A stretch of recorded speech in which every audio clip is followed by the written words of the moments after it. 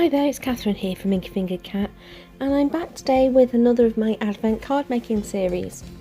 So today's theme is baubles.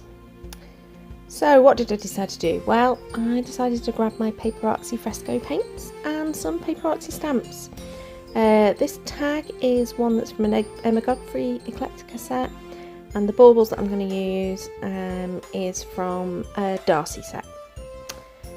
So I took a few different sort of the tealy, turquoisey blue colours and decided to do the background of the tag using that, which I'd already stamped it out.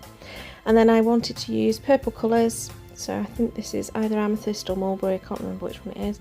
And I added purple to a piece that I was going to stamp my baubles onto, and then added some accents to the tag using the same colour. So my baubles I heat embossed with white so that they would stand out on that mulberry background, and then I did the heat embossing of the tag again, and because I'd kept the tag stamp in my stamp platform, I was able to heat emboss completely over the original lines that were there. So I'm going to fussy cut the baubles out, but then I am going to add a little bit more colour to them. Oh, and at this point I decided I wanted a brad in where the tag hole was. So the colour, I just used a bit of that turquoisey colour, but I sort of almost wiped it back off again, so it like provided a stain rather than being a solid colour, and it was a translucent paint already. You might have just spotted that I also used my Wink of Stella on that, and coloured in all the baubles with Wink of Stella so they're all shimmery.